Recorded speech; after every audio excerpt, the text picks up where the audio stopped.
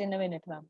Sharp at 6. COVID-19 continues to impact global society. Healthcare professionals are at risk for several negative well-being outcomes due to their role as care providers. Constant increasing of infected cases, a rise in the rate of deaths, lack of any specific medicine or vaccine, extensive media coverage, massive workload, lack of personal protective equipment, and feelings of inadequate support all can contribute to the mental burden of these healthcare staff.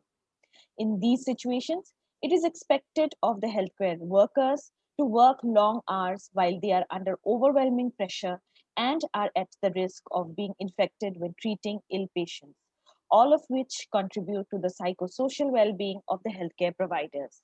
Today evening, we welcome Dr. Indu Arneja to share with us her insights on the topic psychosocial well being of the healthcare providers during pandemic.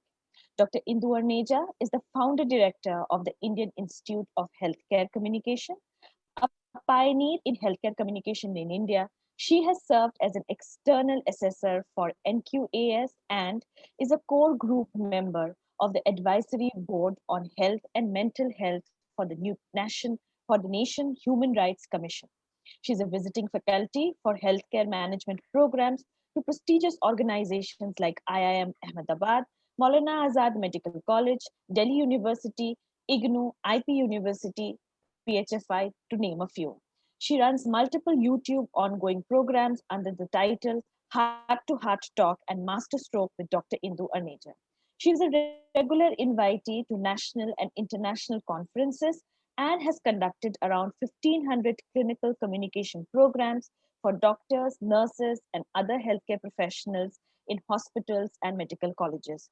Before I welcome her, I would like to thank SBI Foundation who has been supporting us in this webinar session, and also Dr. Colonel Kumud Rai, who's the chairman of ECO India, and our executive director, Dr. Sunil Anand. So can we please welcome Dr. Indu Arneja? Over to you, ma'am. Thank you so much. Thank you so much, Paramita, for setting the tone. I think you have very rightly, listed the issues that are bothering each one of us. And at times we feel really overwhelmed with the situation. And that definitely affects our performance and the state of mind and also, psychosocial well-being. And as very rightly said by you, that healthcare professionals are the front runner of the show. So definitely they are the one who are facing the brunt of the situation, and they are the one who are, uh, the one who are handling the situation. So I think it's time to also look into the psychosocial well-being of these people, but because it's been almost like 1.5 years, and we don't see any end to the COVID tunnel. So as a result, I think we really need to take stock of situation and revamp our strategies to make sure that how much ever time this pandemic lasts, we should be able to face it bravely and strongly. So we really need to upgrade our skills to deal with this situation. At the same time, we all know the second wave has not finished, and we are kind of hearing the news for the third wave. Some people are saying yes, it's bound to happen. Some are saying no, don't worry, it's not going to be that bad. So we don't know, honestly. Nobody knows. And as very rightly said by you, we still do not have any treatment protocols, any management protocols. We are still in the trial and it kind of a situation. So to hold our courage, to hold our confidence, we really need to be doing it mindfully. It would not happen on its own. So what I'm going to talk today is nothing theoretical.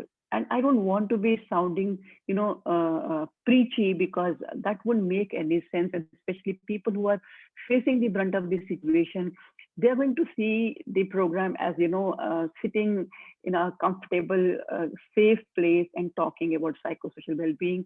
But I want to really impart certain, techniques that can individually help each one of our healthcare providers to deal with this situation and also, look after themselves. So whatever I'm going to talk today is all practical, very, very basic. But if you are able to really, incorporate all that in your life, not only during the pandemic, but I think even later on in any adverse situation, we'll find these techniques and tools, helpful to deal with adversities or any, you know, any dangerous or risky situation, so anxiety provoking situation. And even those who are not in healthcare professionals, you're going to find this session useful, because even if you are not providing care, but you are also facing this situation in some or the other way. You could be a mother or a father or a child, or I mean anybody. So I'm sure even you would be facing some amount of anxiety and the depression because of the fallout of this situation. So these techniques that I'm going to share with all of you are going to be equally helpful for healthcare professionals and as well as for the non-healthcare professionals, but then you are all experiencing anxiety. But to be very specific, I know the impersonal environment that healthcare has is seeing because of the COVID situation, because it used to be usually patients who are just lying in the bed, but we used to move around freely and do whatever we wanted to do. But the kind of mask and PPE and the face shield that we all are using, that's very restricting, and that's creating a very impersonal kind of environment. I remember we used to see some English movies where we used to see aliens wearing something like this. We never thought that one day we will be wearing these kind of dresses and moving around to look after our patients. And wearing all this in adverse temperature conditions, especially when it's very hot and humid, and not all places are air conditioned. So I can well imagine how much stress it must be causing to all who are actually handling this situation. Plus the kind of distance you need to maintain with patients and general public, and even among yourself, because you don't know who is asymptomatic carrier, who is actually COVID positive. And the protocol is that yes, we need to maintain 6 feet distance unless it is in need of the situation. So that also creates an impersonal environment. Then patients are confused, attendants are confused, healthcare professionals are confused, and it's a panic-like situation. There's no doubt about it. I mean, people, when they talk like, yeah, okay, nobody is looking after the patient, nobody is caring for the patient, I really feel like asking them, when you are in a situation and you are expected to, look after the patient, and you are at equal risk of getting the infection and then giving this infection to your family, how would you think or feel or behave? Can you really think of that ideal kind of a healthcare provider behavior? So I think all this is really very chaotic. It's not easy to implement what we say. And because of the distance that we maintain, or because of the minimal interaction we have with the patient, sometimes it creates confusion. It creates, even the impression that we are being insensitive and we are not, nice to them. And as a result, sometimes they even, overreact to the behavior that they receive from us, and that further aggravates the stress and exhaustion among people. So any long-standing situation like the COVID that we are facing, it's been almost like 1.5 years. So there is likelihood of changes, thought process changes. So they definitely increased irritability among healthcare professionals. Physical and mental exhaustion is bound to occur. Stress we are seeing among healthcare providers. Panic also people are reporting. Paranoia, that you are always scared of contracting disease. Anxiety as a result, and depression. So these are all common,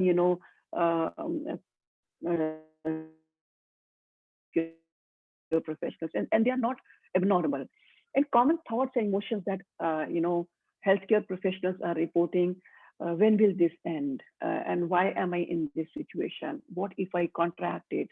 So what if my family gets it? And I'm sure attending a lot of programs and addressing a lot of healthcare professionals, I do get to hear from them that sometimes they say we are feeling exhausted, or we are feeling confused, and we don't know what is our present, what is our future. Especially the medical students, when I talk to, they say we don't know what we are going to head ahead for. I mean, the kind of internship we are having or the kind of posting we are having, it's very, very uncertain. So I mean, it's very, very overwhelming, and this is something very, very unprecedented. But the reactions or responses that we all are giving are very normal to any abnormal situation like this. So as I said, I'm going to focus majorly on the strategies that each one of us can individually, uh, can actually develop to cope with the situation. So allow me to share my screen with you so that I can show you a couple of the slides. And so could you please enable me to screen sharing?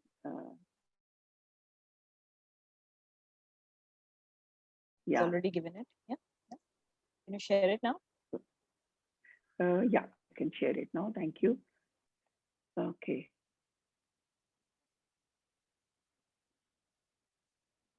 Okay.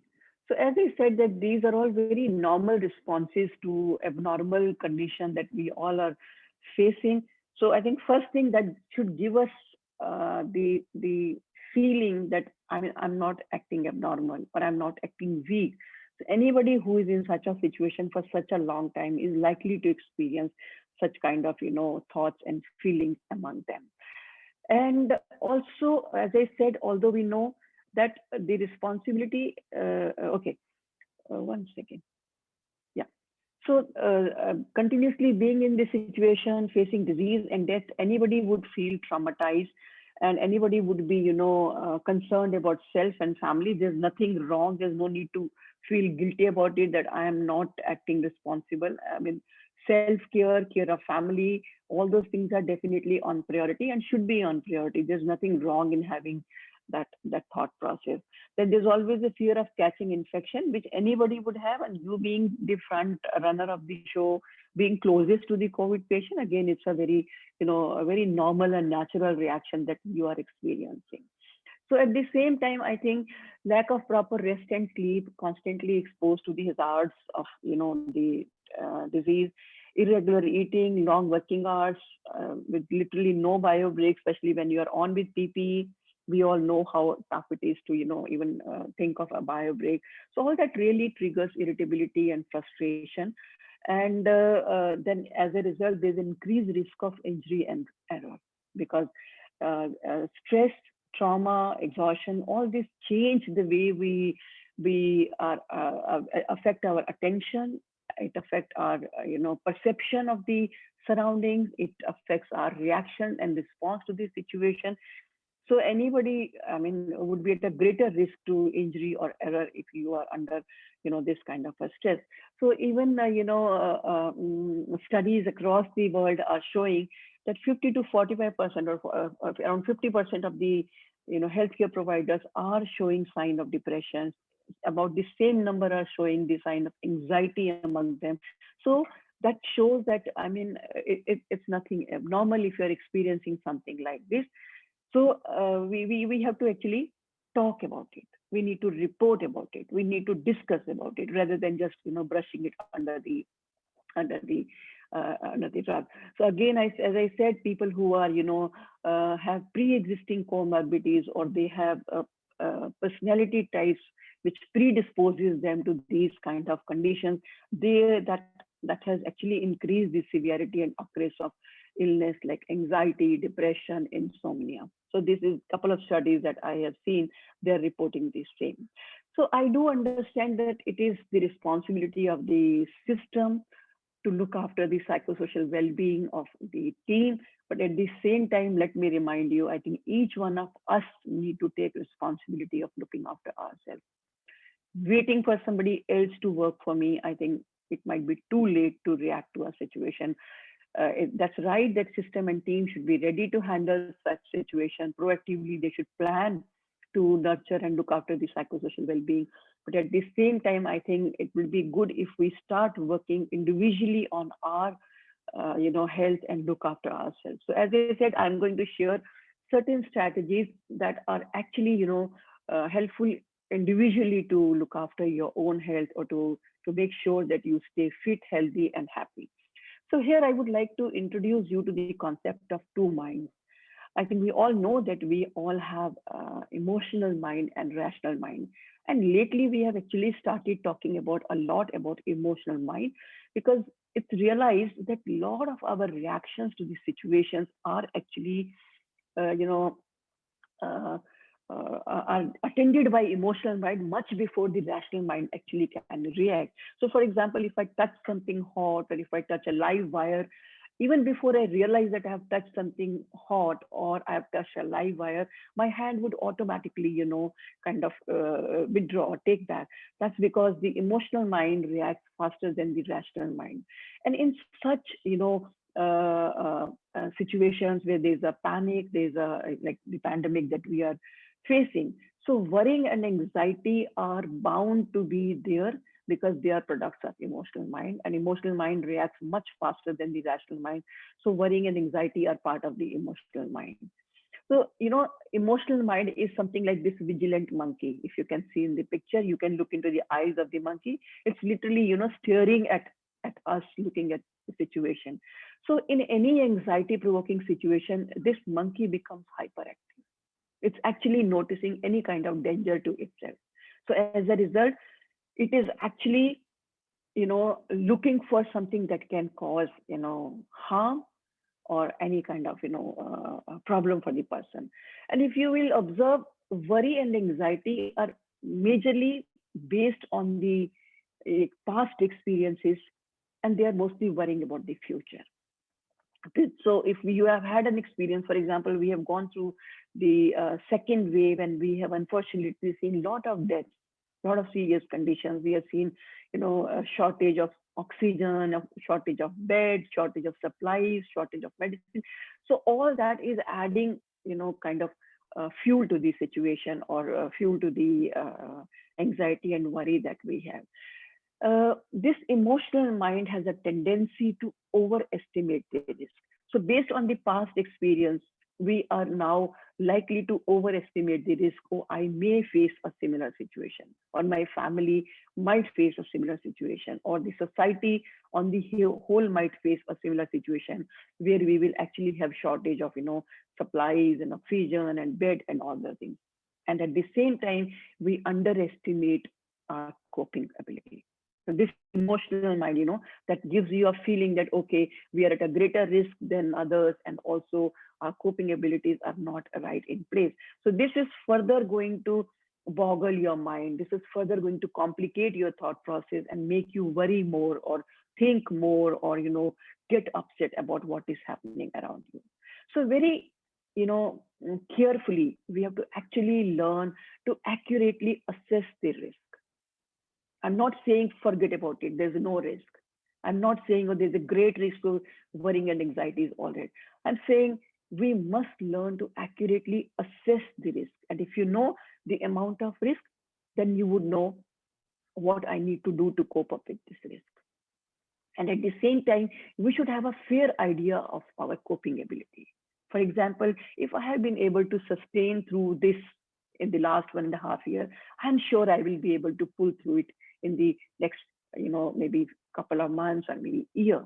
So this is how we need to really learn to accurately assess the risk, because that's going to give us confidence and courage to deal with present and also prepare ourselves for future. Very important thing that I want to, bring in here is check your self-talk. A lot of time we spend in talking to ourselves. So when you're thinking what will happen, what has happened, what's going to happen, that's nothing but this self-talk. And at the same time, if you are saying, I don't think I'll be able to sail through it, I think I'm getting exhausted, I don't think I can manage all this. So self-talk is the program that you give to your mind and body.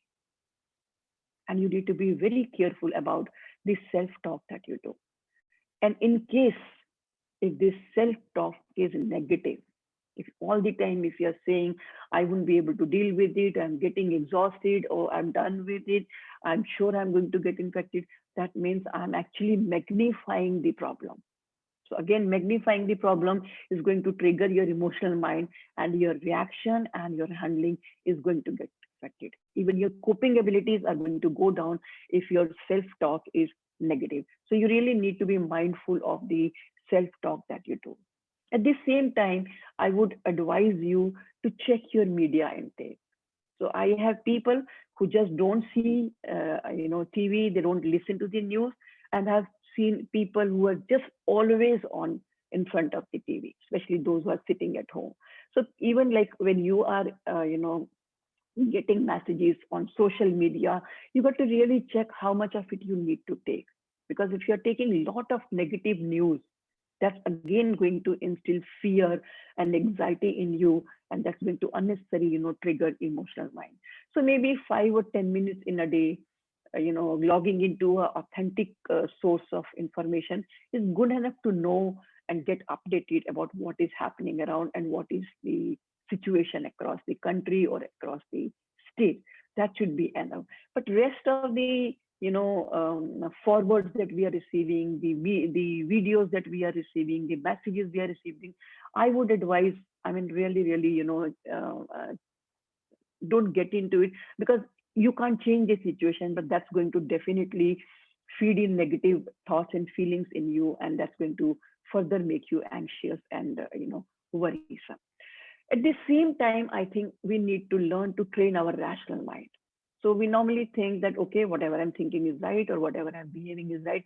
But let me tell you, you can influence your thought process, you can influence your reactions, you can influence your behavior by training your rational mind. So if you empower your rational mind with the right thoughts, with the right thought process, unfortunately, we don't train our children in this.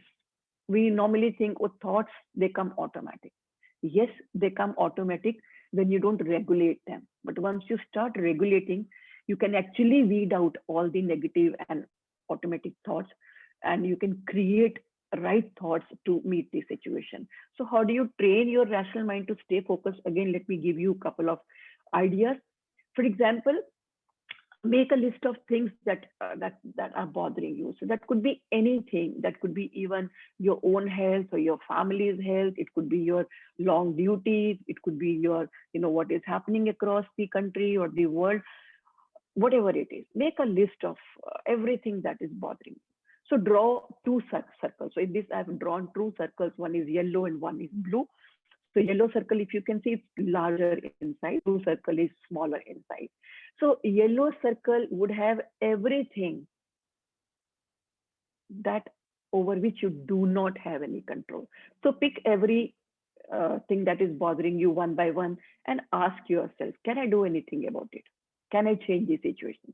If the answer is yes, it will go to blue circle. If the answer is no, it will go to the yellow circle. For example, if I ask myself that there's a possibility of third wave, yes, there's a possibility of third wave. Can I do anything directly to stop it? Probably not. I cannot stop it. I can only act responsible. So I would have to put this in the yellow circle because I do not have any direct control over it. Then some people in society are not taking it seriously. The other day, just yesterday, I was watching visual on LinkedIn. So there was a lot of rush on road. So somebody was asking the other person, where are these people heading to? Like, why is there so much of rush? The other one said, towards third wave. So yes, some people are not taking it seriously. The moment the lockdown, is released and it's unlocked, people act the same way. They are not maintaining distance. They are not following the protocol. But that is something over which you do not have any direct control. So it would go in yellow circle. Things over which you have a direct control. For example, taking all precautions. If I am moving out, I'll make sure that I'll wear mask. I'll make sure that I'll maintain 6 feet distance. I'll make sure that I, wash hands or I sanitize my hands every now and then every time I touch anything. So if I'm taking full precaution, I think I can definitely manage the situation. Then if I need to ensure safety of my family, or if I need to work on my coping ability, all that is in my control. So very clearly, if you will, draw these two circles and segregate things, you will get to see that there are few things over which you have your control. If you look at the size, the yellow circle is bigger, the blue circle is smaller, because there will be very few things over which you will have direct control. But very mindfully, just focus your efforts, energy, time on the blue circle. Yellow circle would have everything that is true. I'm not denying, I'm not undermining its role, But since I don't have any control, thinking about it, worrying about it, talking about it, it's not going to help me. I need to focus all my energy and efforts towards the blue circle, because that is what is going to empower me. That is what is going to safeguard me. So very mindfully, I need to focus on the blue circle. I've again shown you the picture with both the circles. You can see others' mistakes, others' actions, others' behavior, others' ideas are not in your control. They are things outside your control. But things under your control is, how do you handle the situation? What efforts can you make to protect yourself? What efforts can you make to make sure that you stay fit, both physically, mentally? So focus on the blue circle. That would give you, the energy to deal with the situation, or the power to deal with the situation. Another thing that I want to talk about is that we normally assume that stress is external factors leading to stress. So some of you might say, see, there's COVID situation, we are handling patients, so we are bound to experience stress. I agree. I'm not denying that fact. But my definition of stress is slightly different, and which is little empowering. So what I think, stress is external factors leading to stress divided by your coping ability. Increase the denominator, numerator will automatically become small. So if your coping ability is bigger, higher, automatically the same external factors would have lesser impact. And how do you improve your coping ability? Again, I'm going to share very, very simple tips. If you can follow these tips, I can promise you, you will be far more prepared to deal with any adversity in life. For example, simple things like 6 to 8 hours of sound sleep. Sleep is a biological need. All your physical and mental wear and tear, it takes place during sleep. So make sure that you catch 6 to 8 hours of sleep, in a day. So many of you may say that we have long working hours. I fully agree. I'm not denying that fact. But at the same time, I would say, whenever you get little time, catch sleep. If you are able to sleep, say, for 5 hours at a stretch, so rest 2, 3 hours. If you can, have a short nap in between. Nothing like it. Turn by turn when you're on duty, and if you have little time, rather than going to this social media and going for, Insta and Facebook and other things, try to take some rest. Give yourself little rest. All your emotional issues get resolved, and uh, uh, are dealt with during sleep. And a lot of time we say, when you sleep with the problem, you get up with the solution, because your subconscious mind is doing your mental cleansing. So make sure that you do not compromise on your sleep. Cut down on all those things that are not adding any value to your life. Identify them, cut down on them, and rest of the time you must just focus on looking after yourself. So 6 to 8 hours of sound sleep is very important, because a lot of mental and physical rejuvenation happens during sleep. 3 meals a day on a regular basis. Please make sure that you take well balanced diet. Do not compromise on your food. So when I take my programs with the medical students and young doctors, I ask them, how many of you go without breakfast? Trust me, 60 to 70% of them would raise their hand and they would say, we miss our breakfast. So it's something like you're putting your car on the highway, half fueled. So naturally, if you're going to a hospital or any healthcare facility without having breakfast, and we all know that morning hours are most demanding hours. And if in those hours, if you are not, you haven't had your breakfast, or you are not, a full stomach. So after a couple of hours of running around, you're going to feel jittery, because your glucose is going to go down, your energy level is going to go down, and anybody asking you to run around or do something, or any stressful situation is going to take toll on you. So make sure that you have 3 regular meals, and even in between, if you can have something to eat, like even when you're on with your PPE, if you have a cold drink or some nutritious food which you can have even without touching the food item with your hands, make sure that you take that in between to replenish your energy. Then Third important thing that I would ask you to look after is your emotional health. And I know healthcare professionals do not address to the emotional health. Actually, we consider ourselves superhuman beings. So as a result, we feel I'm not weak, so I don't need to look after my emotional health. Trust me, we need to look after our emotional health because we are dealing with disease, death, pain, suffering, and a lot of demanding situations. So that's going to take toll on us. So we need to make sure that emotionally we are strong to not only handle the situation, but also rise to the occasion and deal with it sensibly. Therefore, because we do not look after our emotional health, therefore, whenever there is a crisis situation or there's an aggressive reaction, very likely we are to lose our control or become aggressive or we might trip. And that's the reason I think we all must look after our emotional health. And that's not difficult. I'm not asking you to sit and start reading Daniel Goleman book on emotional health.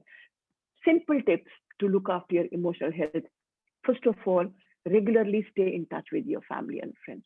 I think in these hours, it's all the more important because when you have something that's bothering you, and if you're able to talk to them and you can get some good advice or some comforting words from your family and friends, they are good enough to keep you going.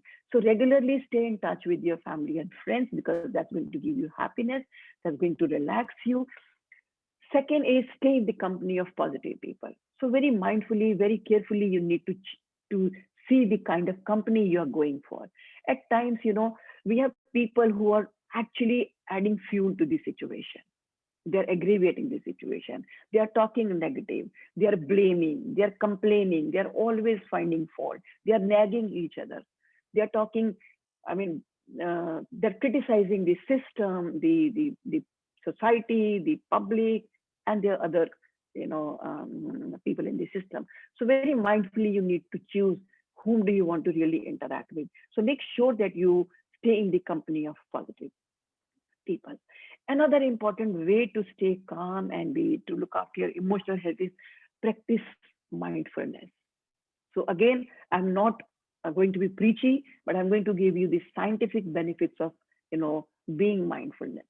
Being mindful wherever you are sitting, close your eyes and try to visualize things that are around you. What is on your left? What is on your right? Can you hear the voice of fan? Can you hear the voice of the wall clock that's ticking. So what you are doing, you are trying to practice bringing your attention to one point. As a result, you will get disconnected with your botherations, things that are troubling you, things that are, you know, creating anxiety in you. So when you practice mindfulness on regular basis, in a way, you are giving your mind little rest. You're giving your mind a feast. You're giving your mind a chance to forget about all the things that are bothering you and look at something positive. So even if you are, if you're looking out of the window and if you can focus your attention on a tree or a bird or anything that's beautiful, that's colorful, and just keep looking at it for a while, even that's part of mindfulness. So try doing it. Even if you're on duty and if there is a calendar on your wall that's very beautiful, maybe it has a flower or it has a smiling child or it has a natural, scene, just look at it for a couple of seconds and you will see, you will actually forget about what is happening. And science has shown that when you practice mindfulness on regular basis, it actually calms your mind down. It reduces your heart rate, it reduces your blood pressure, it reduces your respiration. So it's a wonderful way to bring relaxation to yourself. Then connect with yourself through meditation. Again, I'm not going to talk about the spiritual part of it, but meditation is connect with yourself. Ask yourself, what is bothering you? What do you want? Are you happy? Is everything okay with you? So when you check all this, you'll start getting answers from yourself, and then you will know what to address. I think we have talked about both at length. Another way to relax yourself is abdominal breathing. You know, we all have become shallow breathers. If you look at the infant sleeping, you will see their, abdomen going in and out when they are breathing. But with the passage of time, Anxiety especially provokes, shallow breathing, and we stop using abdominal breathing. So science says abdominal breathing is another good way of creating relaxation or, being calm. So I've shown a picture here on abdominal breathing where when you breathe in, so initially it takes time to learn, to learn abdominal breathing because we are in habit of,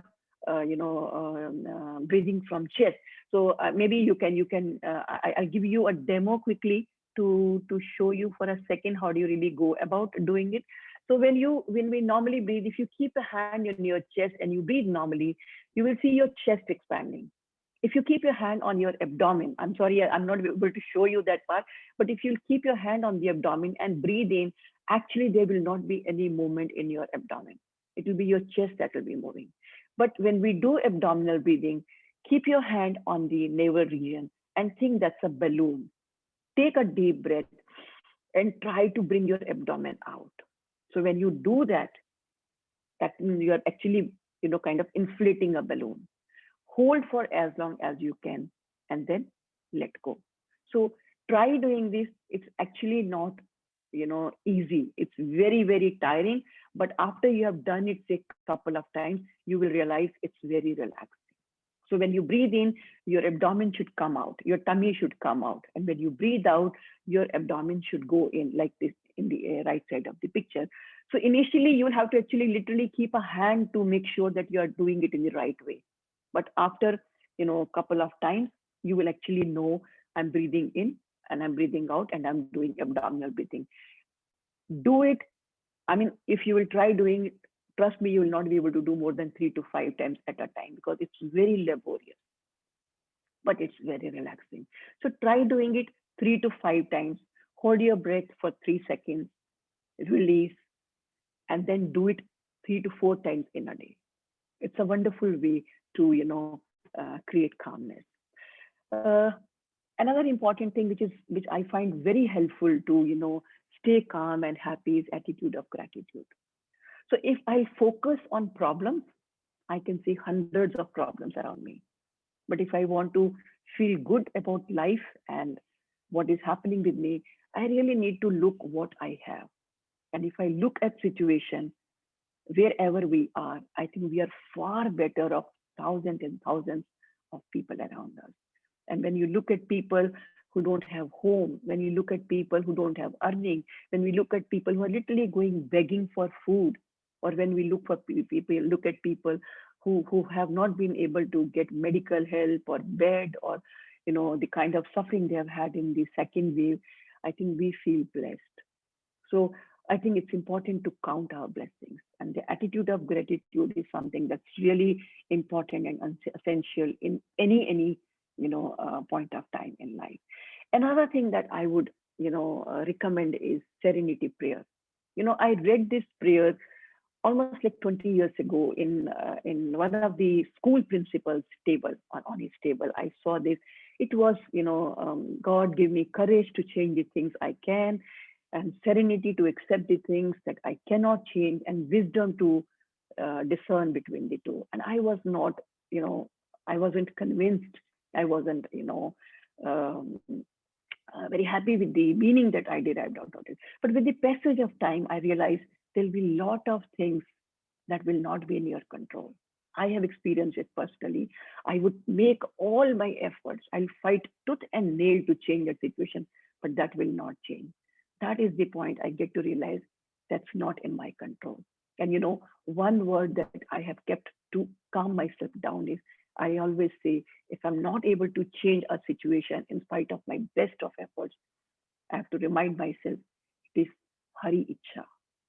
That means it's God's will. And the moment I say it's God's will, I just become calm that I have done my best. Now let God decide what is good for all of us. So I think this is one prayer we all must, keep in mind. God, give me courage to change the things that I can change. Whatever little you can do wherever you are, make an effort. Don't hesitate, working towards it. But after making all your efforts, if you think you have not been able to change the situation, you got to believe that it's not in your control and it's God's will. I think even Bhagavad Gita teaches us the same. You have the right to do your action, but you do not have any right to the fruit, because God knows what is best for us. So that's another one way to look at situation to calm yourself, because it's all about perception. If the situation seems to be sad, upsetting, you're going to feel bad. But if you look at the same situation as challenging, something, and I always say, uh, Bhagavad Gita never came into being in calm time, not in peace time. It came into being in the middle of the battlefield when Lord Krishna spoke to Arjun and talked about Bhagavad Gita.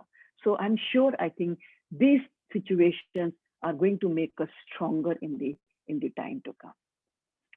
In case you're feeling stressed out, I think one thing that I want to really, really say, please acknowledge. There's nothing wrong in acknowledging. If you're getting tired, if you're not able to manage things, please acknowledge. Being stressed out is not a sign of weakness. Sometimes, being doctors, being healthcare professionals, we think I am strong. I'm not supposed to admit that I am upset, or I'm overwhelmed, or I'm feeling like crying. Please express your emotions. There's nothing wrong. We are not superhuman beings. So do not feel bad when you have to say that I'm upset, or I'm feeling low, or I'm feeling like crying. And also, when people come to you and say, I'm very upset, or I'm feeling low, please do not invalidate their feelings. Don't say them, how can you talk like this? You're a man, you can't talk like this. You're a doctor, you can't talk like this. Please do not, invalidate others' submission. So these are all very normal responses to the abnormal condition. Talk it out. Talk to your family, talk to your friends, talk to your colleagues, talk to people, who can help you out. Then do not hesitate seeking help. As I said, lot of now healthcare organizations have come up with the helpline for doctors, for healthcare professionals, because you may hesitate going to an unknown person, but when you know that this service is being provided by psychiatrists and psychologists, you wouldn't mind going for help. And I have had a lot of calls from friends and doctors who have sought help because they are feeling anxious, or feeling low, or feeling depressed. So there's nothing wrong. Doctors can fall in. Doctors can injure themselves. Doctors can, have fever and cough and cold. So when we can take medicine for cough, cold, fever, why can't we take help for emotional, health, or for psychosocial well-being? So please remember, tough times never last. This thing is going to pass, but tough people too. So only way to deal with this situation is, please work on your coping ability. Make yourself tough, strong, so that you don't break down in any situation. Another one area that I want to quickly cover in this discussion is interacting with your team members. See, when you are in your work situation, your behavior influences others, and others' behavior influences your behavior. So it's very important to understand that everybody around you will be tired, overworked, exhausted, stressed out. They'll be missing their family and friends. The volume and the acuity of situation is overwhelming. It would lead to a lot of frustration, especially because of the lack of resources. There will be definitely guilt at times when you're not able to save all the patients, when you're not able to look after everyone, or when you lose patience. Then being irritable, being aggressive, argumentative, these are all behavior you will see across you. I'm not saying that this is all right, but if we want to really prevent these situations to happen in your workplace, very important is to stay consciously calm and create cordial environment.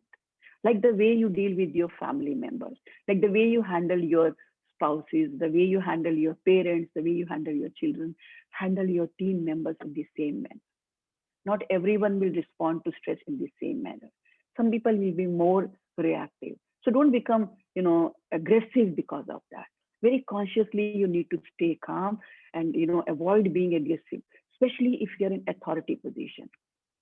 Please remember, your behavior is going to set the tone of your workplace. In case if you are acting aggressive, in case if you are rude with your team members, with your subordinates, work environment is going to get corrupted. Everybody is going to get affected. Everybody is going to experience more stress because of your behavior. So please treat your team members with respect and care. You do not know what challenges they're facing in their personal and professional front. So treat everybody with respect and care. That team member could be your housekeeping staff, it could be your nurse, it could be your paramedical staff, it could be your security staff, anybody. But make sure that you treat each one of your team member with respect and care.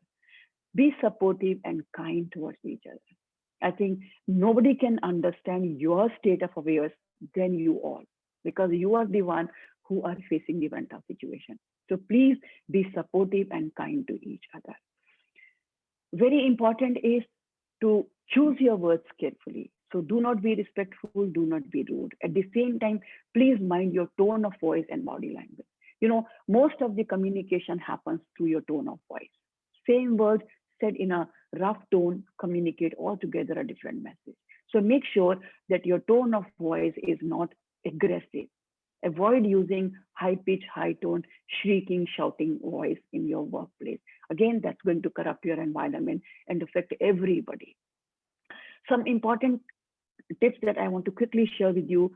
Please avoid any kind of loose talk in workplace, no blame game, no fault finding. Choose your words carefully. Mind your body language carefully. Don't be aggressive, rude, authoritative, even in your body language. Don't point your finger. Don't show your finger. Don't have an aggressive, look on your face. Don't stare at people.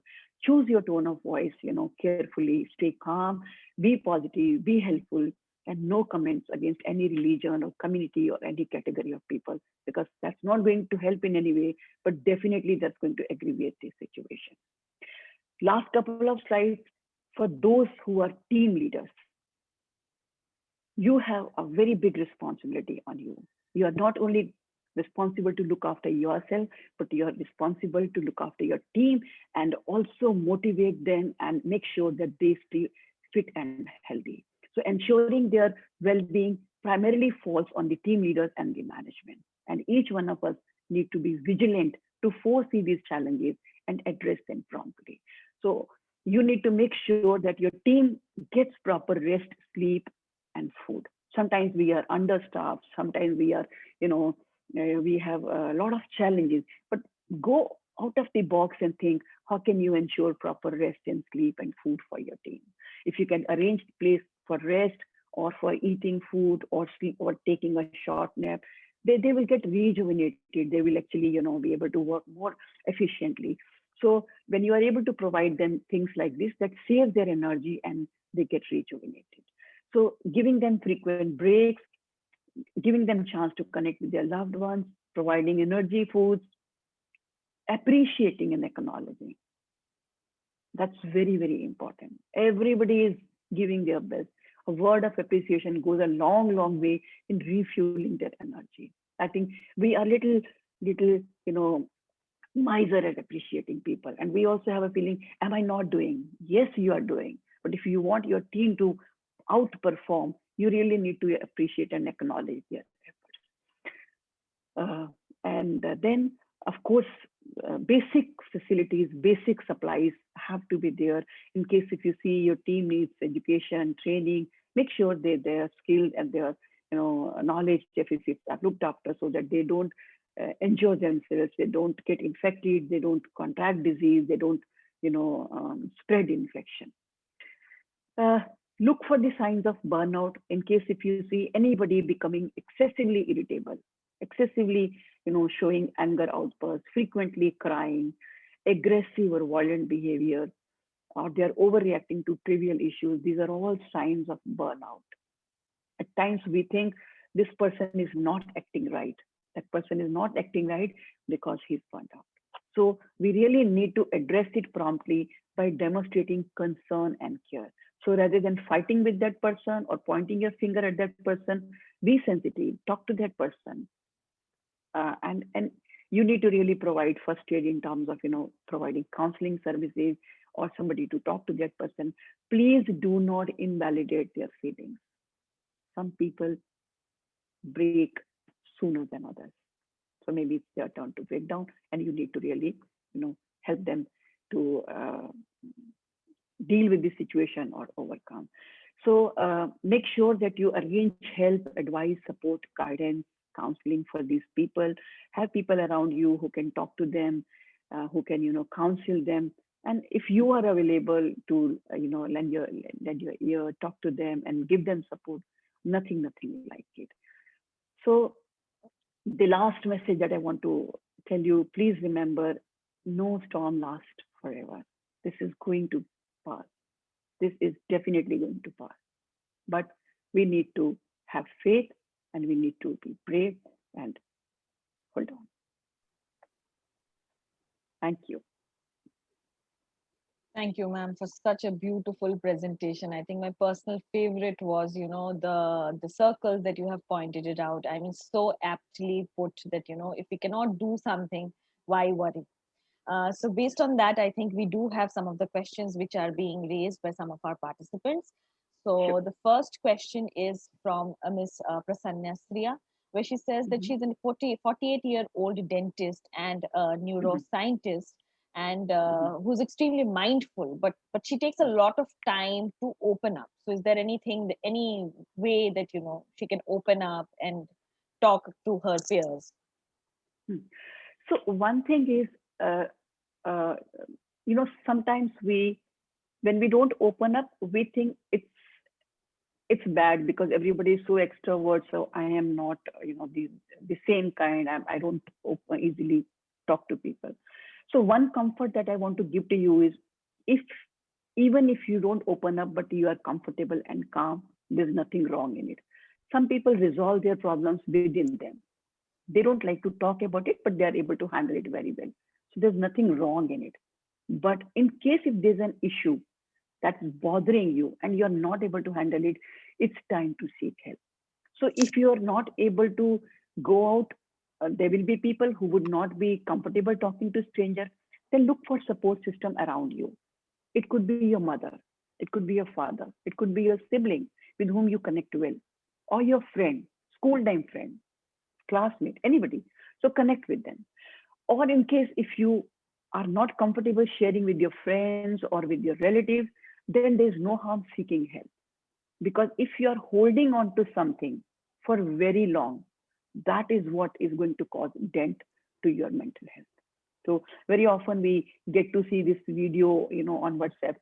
I mean, a professor carries a glass of water, half-filled glass. So he asks the weight of the glass, and somebody says maybe it's 200 grams. Somebody says half a kg. He says that doesn't make a difference. What is the weight of the glass? But for how long do you hold it? That makes a difference. So if you're holding on to any stress or any painful thing and not letting go, that's going to be a problem. So you must find people with whom you can connect. I think that should help her. Thank you. Okay.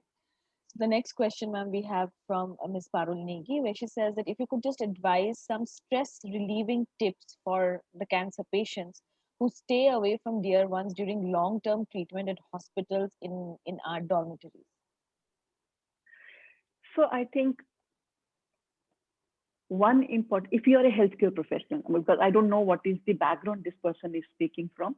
If you are a healthcare professional, I think one common complaints patients have, I think I spoke about it in the last session. We do everything for the patient, but we don't build connection. Somehow we are, trained that building connection means we are attaching ourselves. There's hell lot of difference between the two things. Connection is for the professional purpose.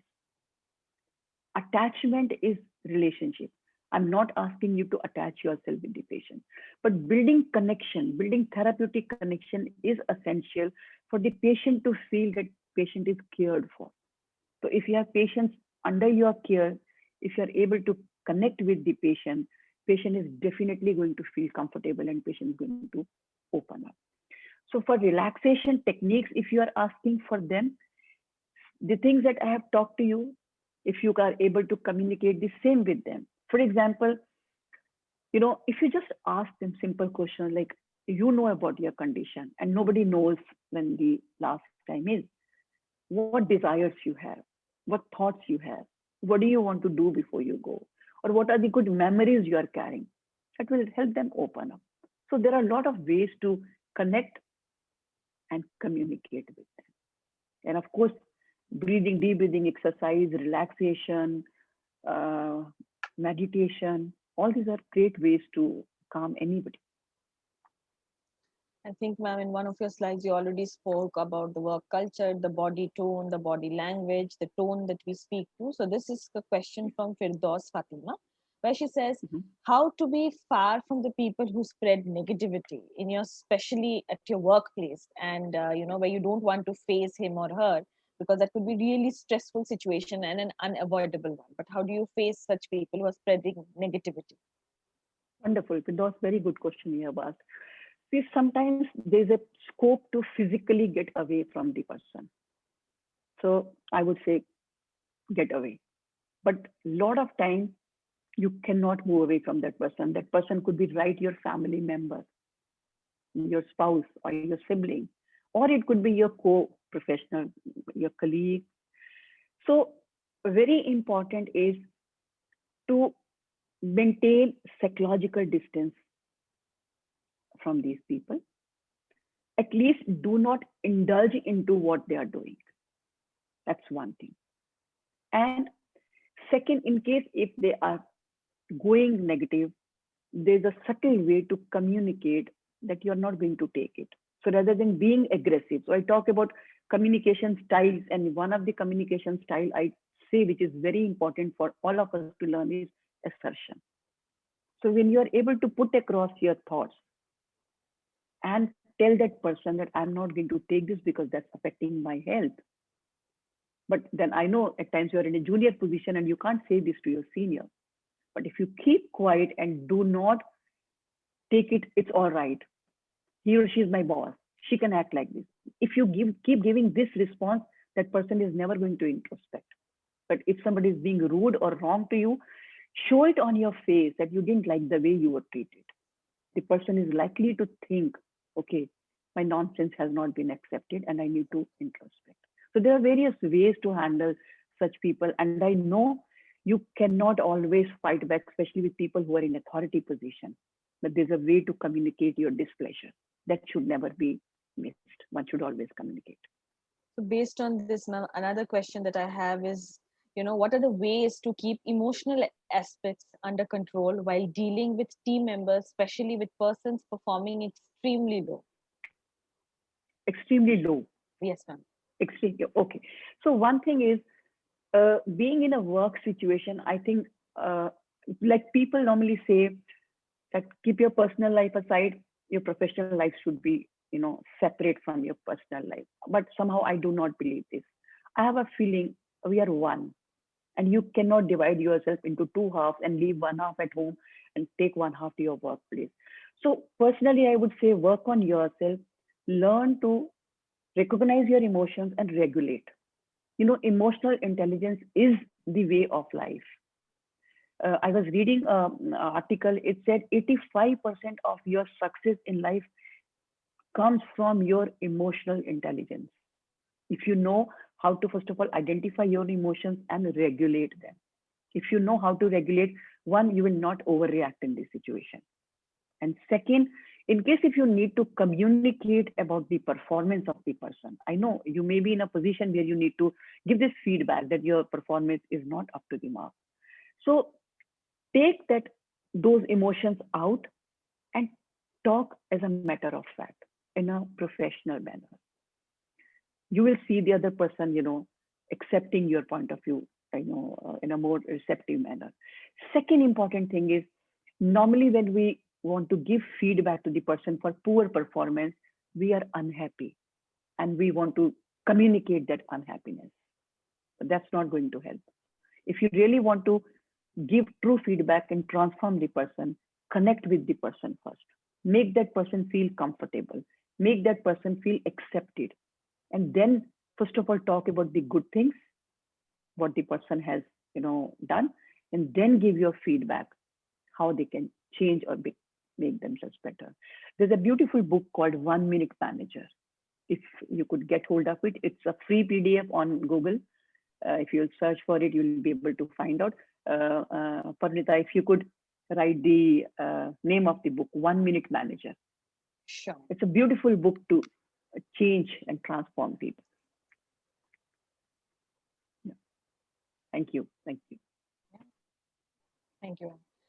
So, ma'am, the next question that we have is how to inculcate work ethics and culture into someone in public sector hospital who does not want to work in special situation like COVID. See, one thing is human behavior cannot be directly modified, but human behavior can be influenced. I always say this, if you want to change people, you have to be a good role model. So I talk a lot about Dr. Sandeep Bhalla, as a leader.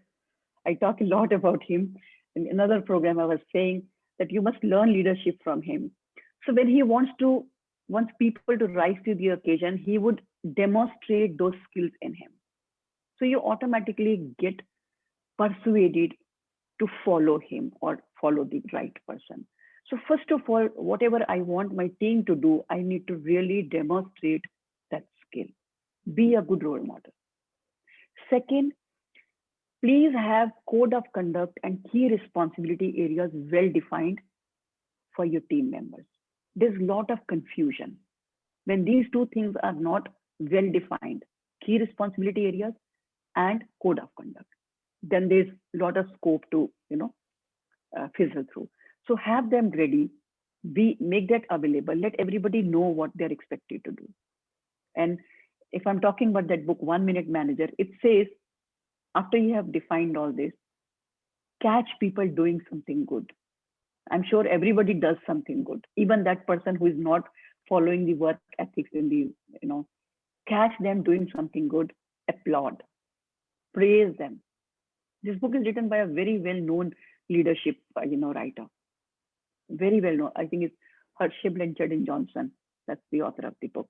So catch people doing something good, applaud. And in case if there is something that you need to address, never, never, never do it publicly.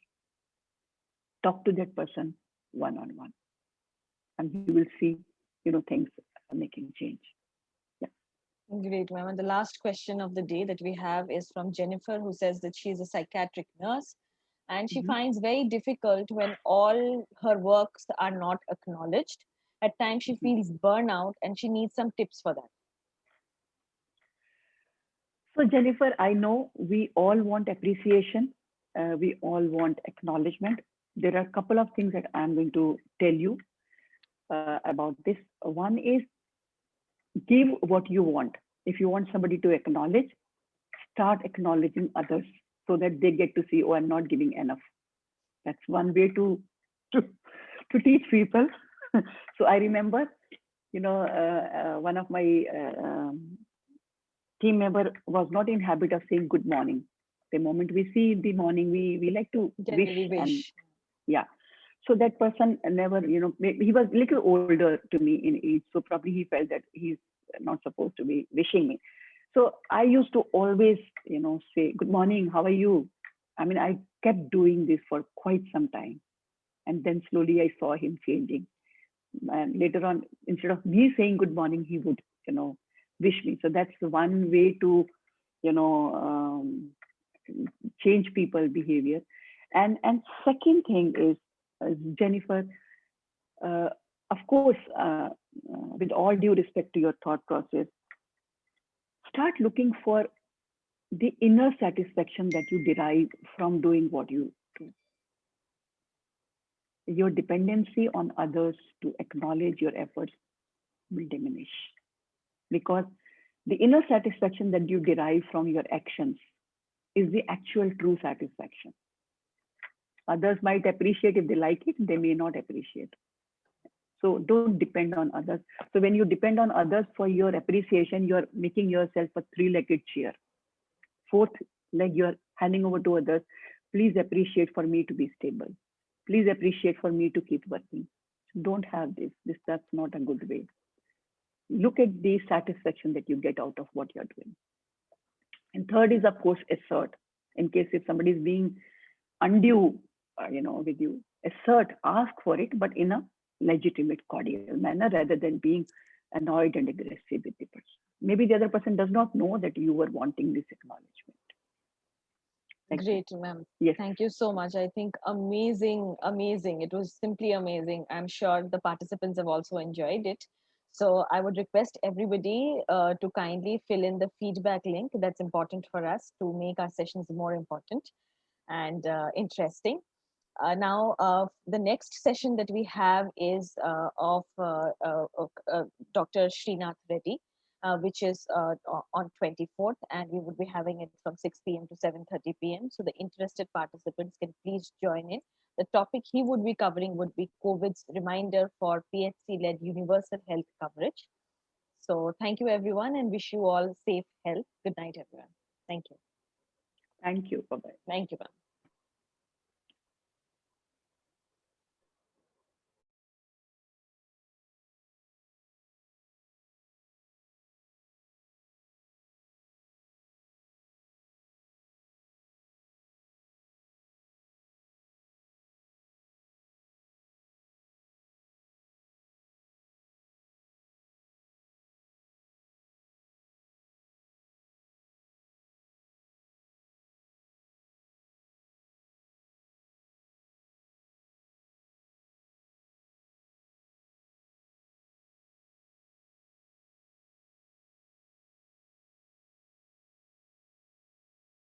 कुछ बताऊंगा